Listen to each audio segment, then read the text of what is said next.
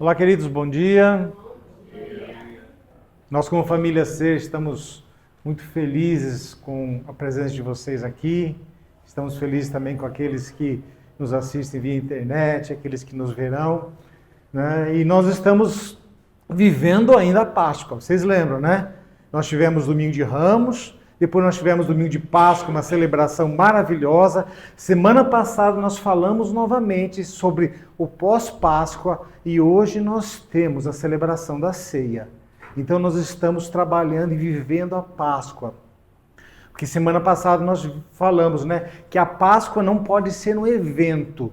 A Páscoa tem que ser uma continuidade, um modo de viver na nossa vida, para que a gente relembre o tempo todo que Jesus Cristo morreu e ressuscitou por nosso pecado. Morreu e ressuscitou para nos dar vida, para nos dar liberdade.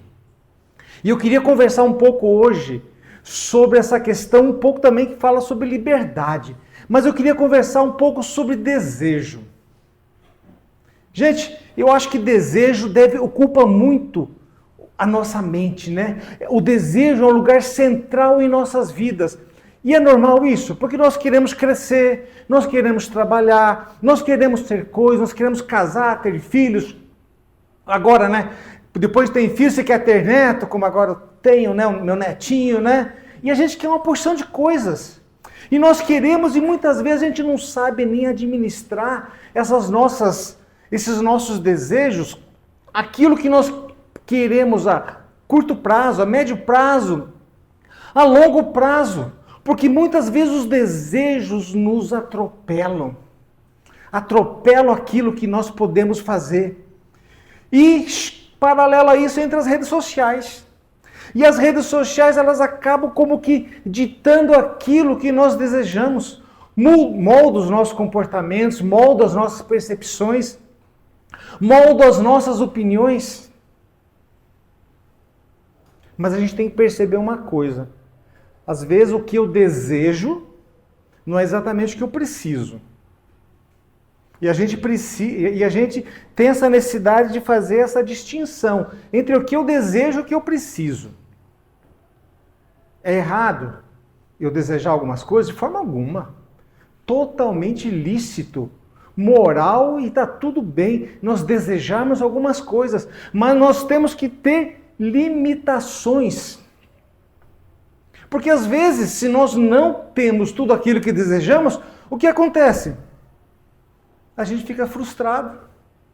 E as nossas frustrações, elas podem gerar consequências hoje e pode gerar consequências futuras. Essas frustrações geram consequências na minha vida natural, mas geram também na minha vida espiritual. As minhas frustrações, as minhas insatisfações, elas geram esse tipo de coisa. E por que isso gera? Por que nós somos insatisfeitos? Por que nós temos tantos desejos, muito mais do que precisamos? Por conta do nosso egoísmo. E eu e Estherzinha não somos psicólogos, mas como pastores, a gente trabalhou bastante tempo em aconselhamento de pessoas, aconselhamento de casais, aconselhamento de famílias. E durante esse tempo que a gente esteve trabalhando no aconselhamento, a gente percebeu que em muitos casos, em muitos problemas, em muitos conflitos de casais, de pessoas, a relação tinha com meus desejos, minhas expectativas, as minhas vontades, o meu dinheiro, o meu carro, o meu trabalho, o meu tempo. E nós esquecemos o nós. Principalmente quando se trata de casamento, né? Nós trabalhamos bastante tempo com casais. Quando se trata de casamento, você percebe que às vezes as pessoas se casam e de repente se esquecem. O nós ficou lá no altar no dia bonito da festa do casamento. E depois que passou disso, acabou o nós. Virou eu. Eu tenho as minhas expectativas. E isso não é coisa somente de casamento, mas é questão de família. Porque se nós não somos casados, ou mesmo que sejamos, nós vivemos dentro de uma comunidade, de uma família. Isso se reflete dentro do nosso trabalho, dentro da sociedade, dentro da nossa vizinhança, e parece que tudo é eu. Eu preciso, os meus desejos, as minhas prioridades, as minhas expectativas, tudo tem que ser satisfeitas. Porque se não for satisfeito, eu faço birra. Se não for satisfeito, eu entro em depressão. Se não for satisfeitas, as minhas frustrações são grandes. E nós temos que aprender a lidar com essas questões de desejos e essas questões de necessidades e saber encontrar um equilíbrio nisso. E eu queria usar como texto base da nossa conversa um momento do povo de Israel que ele estava numa transição muito significativa. E isso está lá em 1 Samuel 8. Vamos abrir a Bíblia? 1 Samuel capítulo 8. Dentro desse contexto histórico de 1 Samuel 8, essa era uma época em que o povo de Deus vivia sob a gestão de juízes. Então Deus estabeleceu alguns juízes sobre Israel, e esses juízes eles eram estabelecidos e escolhidos pelo próprio Deus.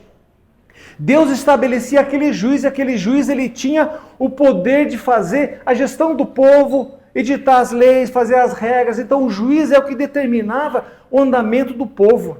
Só que esse juiz, ele andava conforme o Senhor. Esse juiz andava conforme os preceitos de Deus. Ele não tinha suas próprias vontades. Ele era um homem segundo o coração de Deus. E nós temos lá o primeiro juiz, Otoniel. Nós passamos a primeira mulher na liderança que fala na igreja é Débora, que foi uma juíza de Israel. Nós tivemos Sansão como juiz. E finalmente nós chegamos aqui a Samuel. Nós todos já conhecemos, pelo menos a maioria de nós já conhece a história de Samuel. Quem não conhece, volta em casa depois, umas folhinhas atrás, a partir do capítulo 1, e você vai conhecer a história de Samuel, como é que Samuel chegou a esse lugar de juiz. E Samuel, nós estamos aqui num ponto que Samuel já está meio velho. E a insatisfação do povo, o desejo das pessoas, do povo de Israel, que nós vamos ler aqui o que estava acontecendo. A Bíblia diz assim: tendo Samuel envelhecido, constituiu seus filhos por juiz sobre Israel. O primogênito chamava Joel e o segundo Abias, e foram juízes em Berseba. Porém seus filhos não andaram pelos caminhos dele, antes se inclinaram à avareza e aceitaram suborno e perverteram o direito. Então os anciãos de todo Israel se congregaram e vieram a Samuel a Ramá. Eles disseram: vê, já está velho, e teus filhos não andam pelos teus caminhos. Constitui-nos, pois, agora um rei sobre nós, para que nos governe como todas as nações têm. Porém, essa palavra não agradou a Samuel quando disseram: dá-nos um rei, para que nos governe. Então Samuel orou ao Senhor e disse o Senhor a Samuel: atende a voz do povo em tudo quanto se diz, pois não te rejeitou a ti, mas a mim, para que eu não reine mais sobre eles, segundo todas as obras que fez desde o dia que eu tirei do Egito até hoje. Pois a mim me deixou e a outros deuses serviu, assim também o faz a ti. Agora, pois, atende a sua voz, porém adverte solenemente e explica-lhes qual será o direito que o rei que houver de reinar sobre eles. E Samuel vem no texto e ele começa a falar sobre a orientação de Deus, quais são as obrigações, o que ia acontecer com o povo. Nós vemos aqui uma situação, então, que Samuel estava velho, os seus filhos eram corruptos, mas a terceira motivação para que eles queriam rei é que eles queriam ser igual aos outros. Eles queriam ter a mesma condição dos outros reinos vizinhos e que viviam como eles. Eles queriam se amoldar à situação que os outros estavam vivendo. Ao invés de eles estarem andando conforme a palavra de Deus, andando conforme o ensinamento que Deus havia estabelecido, andando debaixo da graça de Deus e do juízo de Samuel, eles queriam viver conforme as nações. Eles queriam se moldar àquelas pessoas que estavam à sua volta. E para nós já vem um alerta aí com relação à situação do nosso comportamento e que envolve nossos desejos. Muitas vezes nossos desejos, eles vêm motivados, não por uma necessidade, mas porque o outro tem, porque o outro é, porque os meus vizinhos têm, porque o pessoal de trabalho faz assim, então eu quero fazer. Eu acabo, às vezes, me comportando não pelaquilo que eu sou da minha natureza, não pela natureza que Deus empreendeu a mim, mas por aquilo que está à minha volta. Eu acabo me contaminando porque está à volta, porque eu não estou atento, porque as minhas necessidades estão atendidas, mas os meus desejos parece que estão aflorando, estão se sobressaindo sobre aquilo que eu necessito. E eles queriam um rei para que batalhasse, para que lutasse as guerras com eles, como os outros faziam. Estava errado ter um rei? Não estava errado. Não estava errado ter um rei, mas não era o momento. Deus havia prometido e estabelecido um tempo certo para ter um rei. E no momento certo, na plenitude correta, viria o rei. E esse rei chegou, que foi o nosso rei Jesus. Logicamente, não chegou dentro daquela expectativa que eles queriam, que era um rei guerreiro, um rei que vinha derrubar as nações, um rei que vinha dominar sobre tudo para que o povo de Israel fosse a grande nação. Mas ele veio dentro do seu chamado, dentro da necessidade que o povo tinha. Era um rei para a vida do povo e não um rei para as nações. E eles não souberam esperar esse tempo, eles quiseram o rei. Aí o que Samuel fica, como diz o povo, fica #chateado. Samuel ficou chateado com isso. Gente, vocês estão negando a mim, vocês estão rejeitando a mim. E ele chega todo chateado lá para Deus e chega assim: você viu aí, Deus? Esse povo quer um rei, esse povo está te rejeitando. E qual é a resposta que Deus dá para ele? Samuel, não esquenta a cabeça não. Eles não estão rejeitando a ti, eles estão rejeitando a mim. E eles estão fazendo isso desde o dia que eu tirei eles do Egito. Lá atrás, quando tirei eles do Egito, desde aquela época, eles estão me rejeitando. Não é de agora, não é de agora. Mas Deus é um Deus bom. Ele não tem o mesmo caráter que a gente. E Deus não se preocupou e não ficou chateado com mimimi, dizendo, rejeitaram a mim também, deixa eles. Não. Aí a gente percebe a bondade de Deus, percebe que o caráter de Deus, ele não sofre por rejeição, mas Deus ama de maneira incondicional e contínua. O tempo todo, independente das nossas ações, Deus continua nos amando. Nós conversamos isso hoje até na escola dominical sobre o amor de Deus. O pastor Toninho trabalhou em cima de 1 João, depois a Estherzinha veio e falou de novo sobre 1 João, e nós estamos falando sobre amor, e a palavra da escola dominical tem tudo a ver com a palavra de agora, porque Deus é um Deus de amor, e Deus não se importa com os nossos, e Deus não sofre por conta dos nossos comportamentos, mas Ele busca nos resgatar. E Ele busca nos resgatar, e Ele vem e fala o que para o povo? E Deus assim é tão bom que lá no versículo 10 ele diz assim, ele fala assim, você vai dizer o que para o povo?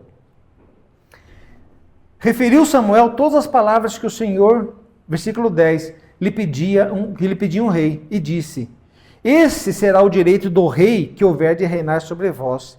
Ele tomará os vossos filhos e os empregará no serviço dos seus carros, com seus cavaleiros, para que corra diante dele. E os porá por capitães de 1000, capitães de 50, e outros para lavarem os seus campos e ceifarem as suas messes, e outros para fabricar as suas armas de guerra e o aparelhamento dos seus carros. Tomará as vossas filhas para perfumistas, cozinheiras e padeiras. Tomará o melhor das vossas lavouras e das suas vinhas e dos vossos olivais, e dará aos seus servidores. As vossas sementeiras e as vossas vinhas dizimará para dar a seus oficiais e aos seus servidores. Também tomará os vossos servos e as vossas servas, os vossos melhores jovens, os vossos jumentos de empregará ao seu trabalho, dizimará o vosso rebanho, e vós lhe sereis servo. Deus joga na real para o povo. Vocês querem um rei? É tudo isso que vai acontecer com vocês. Vocês querem satisfazer o desejo de vocês? Assumam as consequências. Mas Deus é tão bom que ele diz assim, vocês querem? Está aqui. Samuel, autoriza. Aí Samuel escuta tudo isso e vê o coração, a teimosia do coração humano, que não é diferente da teimosia do nosso coração hoje. E Samuel, ele volta a falar com Deus. Ele volta a falar com Deus, porque o povo se mostrou o quê? Falta de confiança com Deus. O povo mostrou que ele não estava sendo dependente de Deus. E Samuel volta lá no versículo 22. Então o Senhor disse... Samuel volta a conversar com Deus. Volta a orar com Deus. Diz o povo tudo isso e o povo diz o quê? Não. Nós teremos um rei sobre nós, para que sejamos também como as nações. O nosso rei poderá governar-nos, sair adiante de nós e fazer as nossas guerras. Nós que conhecemos um pouco a história do povo de Israel, a gente percebe as consequências dessa escolha. As consequências dessa escolha foram terríveis para Israel. As consequências dessa escolha de começar com o rei, e começou Saul, Davi, e depois os filhos de Davi, e o reino se dividiu, e todos os problemas de idolatria que aconteceram após isso, começou onde? Começou no desejo do coração de ser igual aos outros. Eu quero ser igual aos meus vizinhos. Eu quero ser igual àquelas pessoas que vivem ao meu redor. Eu quero ter aquilo que os outros têm.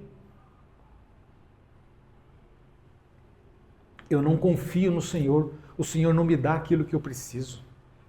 Eu não preciso andar sob a orientação de Deus. Eu quero andar pelas minhas próprias forças, pelo meu braço.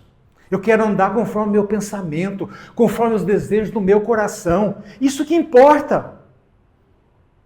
E Deus tenta alinhar o povo. Deus tenta colocar o povo, alinhar o povo, mas o povo não quer. E Samuel vem de novo chateado, ele volta, daí Deus diz assim para ele, Samuel, se liga, lá no 22, atende a sua voz e estabelece um rei. Aí Samuel disse, vão para casa e vão para a sua cidade. Nós continuamos até hoje insistindo em buscar coisas que nos aprisionam. Deus nos quer dar liberdade, Deus nos quer dar alegria, Deus nos quer dar a palavra, Deus nos quer dar o caminho, melhor caminho para a nossa vida. Mas nós continuamos buscando os nossos desejos. Isaías 56, a palavra de Deus diz assim, assim como os céus são mais altos que a terra, também os meus caminhos são mais altos que os seus caminhos, e os meus pensamentos mais altos que os seus pensamentos. Ou seja, Deus fala assim, gente, eu sei o que vai acontecer lá na frente. Eu sou onipresente, eu sou onipotente, eu sou onisciente, eu sei o que vai acontecer lá na frente. Atenda a minha exortação hoje, escute a minha palavra hoje. Não se deixe levar pelos seus desejos. E nós continuamos recusando o reinado de Deus. Nós continuamos fazendo as coisas sem avaliar de maneira correta as nossas motivações. Nós ignoramos os conselhos da palavra de Deus e continuamos fazendo o que nós queremos. Aí a gente diz assim, não, mas a vontade de Deus é o quê? Boa, perfeita e agradável. Na teoria ou na prática? E aí? A palavra de Deus, a vontade de Deus é boa, perfeita e agradável? Se ela é boa, perfeita e agradável, por que eu não ando conforme a vontade de Deus? Ela é boa, perfeita e agradável na teoria, gente. É boa, perfeita e agradável para eu falar. Mas para eu viver, se ela é boa, perfeita e agradável, por que eu ando fora do caminho do Senhor? Por que eu ando pelos meus desejos e não conforme a orientação da palavra?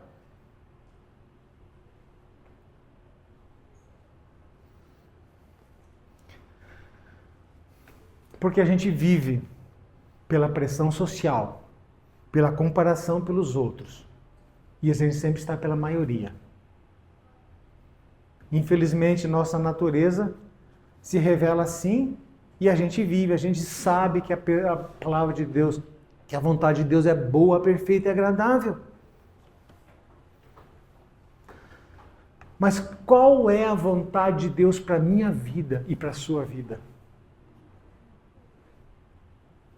Como que eu conheço a vontade de Deus para a minha vida? Como que você conhece a vontade de Deus para a sua vida? Você sabe qual é a vontade de Deus para a sua vida? Qual é o propósito de Deus para a sua vida? Como que eu vou alinhar os meus desejos àquilo que Deus planejou?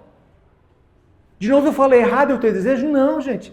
Não é errado eu ter desejos. Só que tem que ter limitações. Essas limitações estão dentro do que a palavra de Deus diz. Mas qual que é a vontade de Deus para mim? Como que eu descubro a vontade de Deus para a minha vida? O propósito de Deus para a minha vida? Conhecendo o caráter de Deus. Alinhando os nossos desejos com a vontade de Deus. Porque ele é profundo, ele é transformador e é central na vida cristã. Ou seja, para que eu conheça a vontade de Deus na minha vida, para que eu não atropele as coisas com meus desejos, eu preciso ter um relacionamento com Deus. E nós temos falado isso aí todo domingo aqui na igreja, pastor Sérgio, pastor Toninho, e a gente repete sobre relacionamento com Deus. É permitir que o Espírito Santo molde os nossos corações, que o Espírito Santo molde as nossas vidas para que a gente consiga alinhar as nossas vontades com a vontade do Senhor. A gente precisa entender o caráter de Deus para que a gente consiga viver essa vontade boa, perfeita e agradável. Nós precisamos depender do Senhor. Nós precisamos nos aprofundar na palavra de Deus. Nós precisamos gastar tempo ou investir tempo em oração. E nós precisamos fazer parte da comunidade de fé para crescermos juntos. Se nós fizermos isso, nós vamos começar a ter um relacionamento com Deus. E esse relacionamento com Deus nós vamos desenvolver e vamos descobrir qual que é a boa, perfeita e agradável vontade de Deus para você, para mim.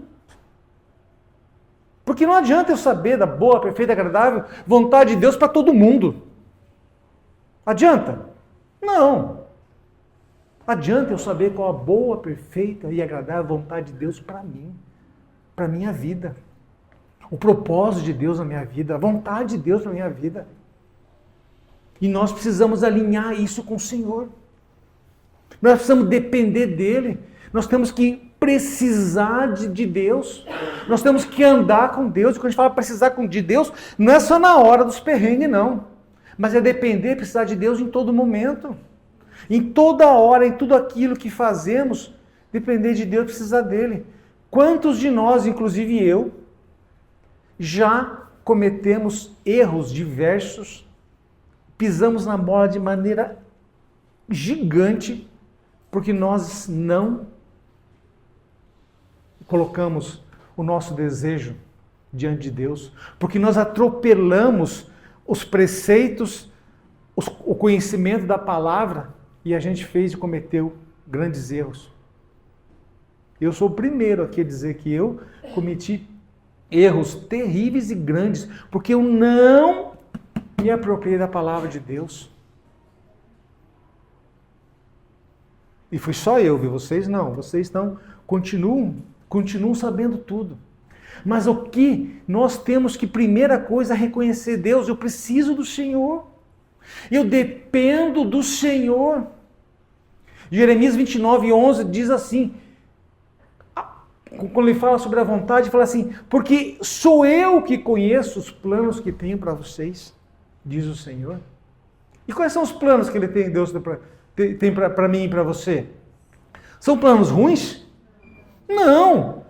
Planos de fazê-los prosperar e não lhe causar dano. Planos de dar-lhes esperança e um futuro. Olha só, Deus está no plano de Deus fazer com que a gente prospere, que a gente tenha um bom futuro, tenha um bom relacionamento, que os nossos desejos sejam satisfeitos. Mas para isso nós precisamos o quê? Nos render ao Senhor. Nós temos que ter uma rendição contínua ao Senhor. Nós temos que ter uma rendição à vontade do Senhor. Nós temos que ter o quê? Dependência do Senhor. Logicamente, ninguém vai fazer isso de hoje para amanhã. Ninguém vai fazer isso, hoje eu estou ouvindo a palavra, amanhã, pronto, sou. Não. Gente, esse é um processo. A rendição ao Senhor, a transformação, a nossa vivência com o Senhor, o nosso desenvolvimento, nosso relacionamento com Deus é um processo diário. E tem que acontecer dia a dia. E dia a dia nós vamos crescendo nessa transformação. E nós vamos fazendo com que a nossa mente se renove. Conforme diz lá em Romanos 1:2, diz assim: portanto, meus irmãos, rogo pela misericórdia de Deus que se ofereçam em sacrifício vivo, santo e agradável a Deus, que é o culto racional. Não se amoldem ao padrão deste mundo, mas transformem-se pela renovação da sua mente para que sejam capazes de experimentar a boa, agradável e perfeita vontade de Deus. Deus fez planos para que a gente tivesse a boa, perfeita e agradável vontade dele. Está nos planos dele, para que eu e você possamos estar ali, ó, vivendo no máximo. Mas depende do quê? Da nossa escolha, do nosso passo, da nossa vontade, da nossa determinação, daquilo que a gente faz. Precisamos escolher ter um relacionamento com Deus diariamente, precisamos escolher ter uma vida com Deus diariamente.